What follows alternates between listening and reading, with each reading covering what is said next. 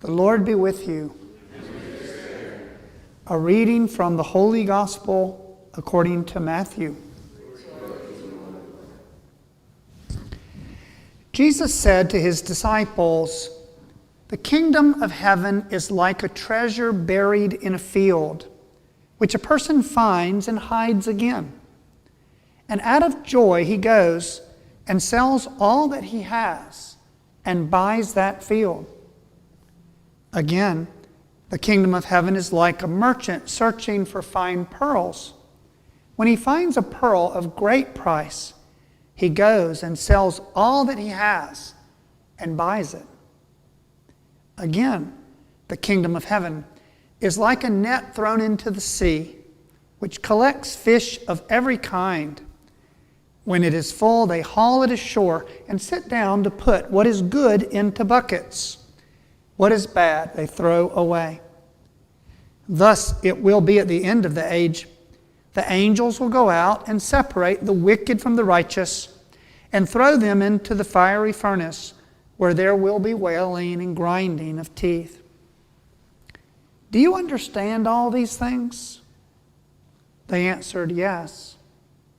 And he replied, "Then every scribe who has been instructed in the kingdom of heaven is like the head of a household who brings from his storeroom both the new and the old." The Gospel of the Lord. Praise to you, Lord.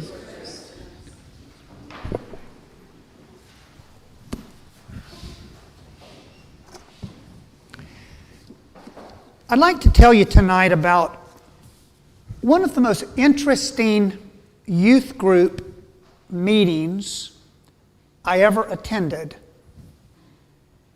I was a new pastor, meaning the first time I'd ever become a pastor as a young priest. I won't tell you what parish I was in. And we had a very small little country church. And I met a woman at a reception, and she said to me, she said, "Father, you're the new pastor of such and such church." And I said, "Yes."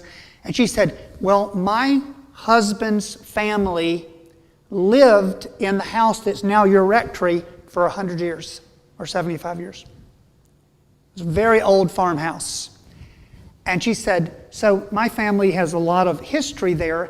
And she said, "And my husband's grandfather was very eccentric. And he used to put his money into mason jars in tin cans, and he buried it all over that farm." And she said, "Father, wouldn't that be fun for you to do with your youth group, to have a treasure hunt and get the metal detectors?" And I thought, I said, that really would be fun. And she said, "Father, if you find the money, promise you'll call me." She said, "Actually, it's my ex-husband, and I want to call him and tease him about it."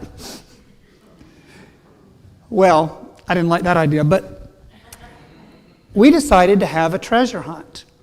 And so I put in the bulletin that this legend that the grandfather may have hidden money, and I invited the children in our youth group to come and to bring their treasure finders, the metal detectors. And let me tell you, we had about 40 kids that showed up that day, and about 10 fathers showed up as well. And they had shovels and they had detectors, and I thought to myself, oh my gosh, we're going to find everything. And so all day long, the kids spread out all around the house, the old rectory, all over everywhere, and found a few little trinkets, little coins and things like that. And it was a hot, hot day. And finally about mid-noon, it was on Saturday, it was almost over, one of the fathers got a very strong signal, and it was right next to the corner of the old house. And they started digging, and all the kids were kind of tired, and everybody gathered around. And as they dug, it was deeper and deeper. They could see it was the lid of a mason jar, the metal lid of a mason jar. And I have to tell you that everybody there, including myself, got kind of excited. Like, oh my gosh, we're about to find treasure. And we had to dig, and finally they pulled a mason jar out of the ground and held it up, and it was completely empty. And all the kids went, "Oh." And one of the dads shrugged his shoulders and he said, "This is the way most treasure hunts end in this world, isn't it, Father?" And I thought to myself, yeah, that's probably true.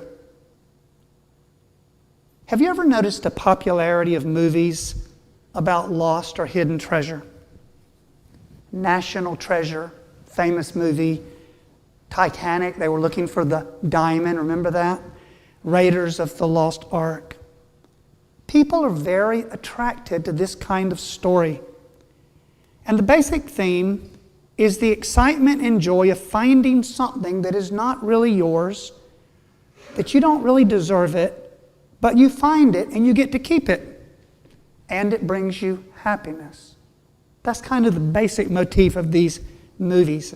I think people love this kind of movie because it's kind of a primordial instinct put in us by God. We are looking for a treasure that we know exists and that we don't really deserve, but if we find it, we get to keep it. And it makes us happy forever in heaven. The Lord tells today in this one little pericope several interesting parables. The first about the man who finds a treasure while working in a field, and then he hides it again, which sounds a little underhanded, doesn't it? And then he goes out and sells everything he has, comes back and buys that field so he can get the treasure. Second is about the merchant who is a professional searcher and seller of pearls. He's always looking for the finest pearl. He finally finds one, sells everything he has, and then he goes and buys that pearl. And then the last one about the dragnet with the good and the bad that come out of the sea. It was actually very common to bury money or treasures, articles of value, in the time of Christ and before. There were very few trustworthy banks to speak of where money would be safe, and invasions occurred all the time with looting and killing. They called it the spoils of war.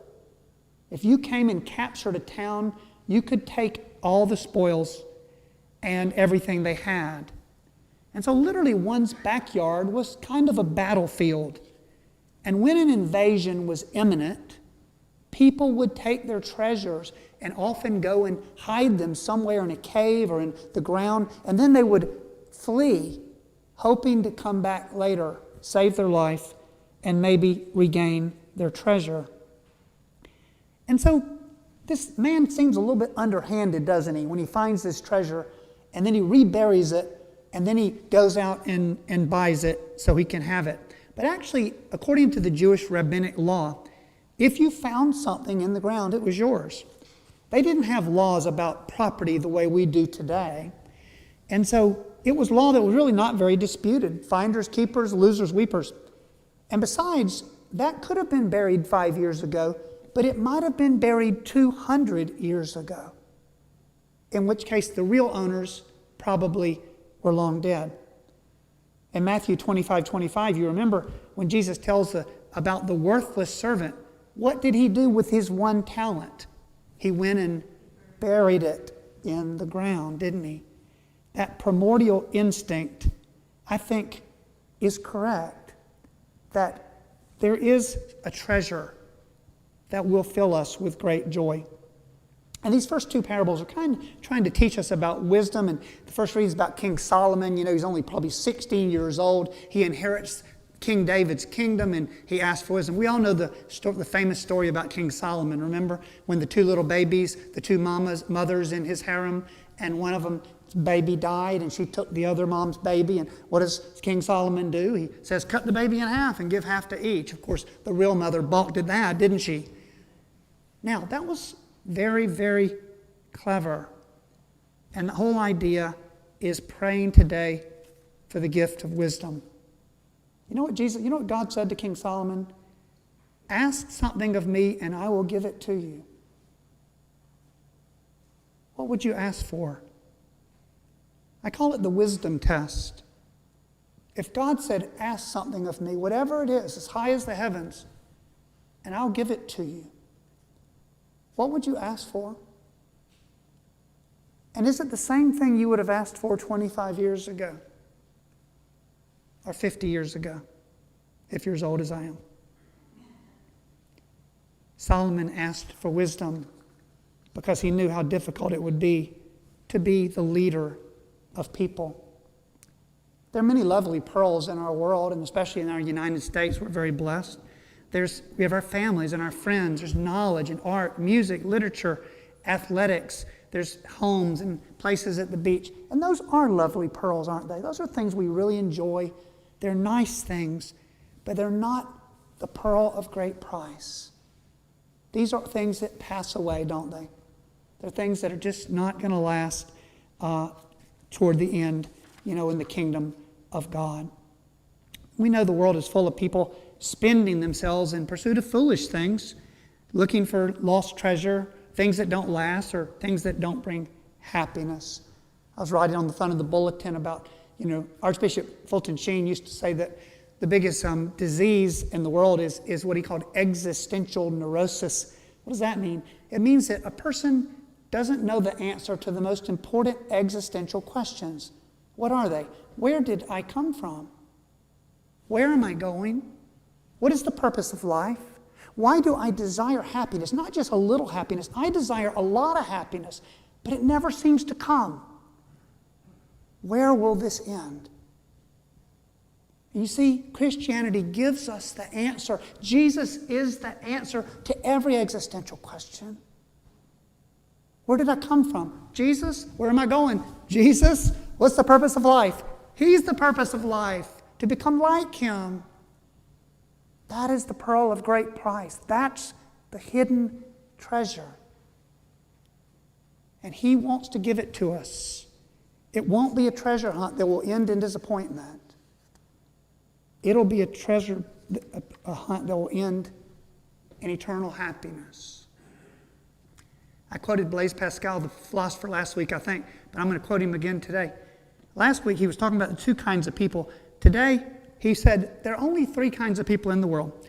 Number one, those who have sought for God and found Him. Second kind of person, those who are seeking God but have not yet found Him. And the third, those who have never sought and never found. We want to seek the pearl of great price. We want a treasure hunt that will end with great happiness.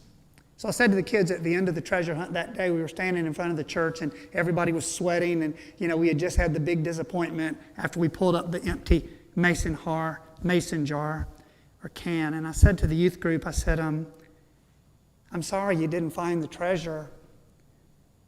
And one of our young girls said, Father, Jesus is our treasure. And I said to her, way to go. Daughter of Eve, way to go. You learned what I hoped you would learn. This is the wisdom of Solomon. Jesus is our treasure. Amen.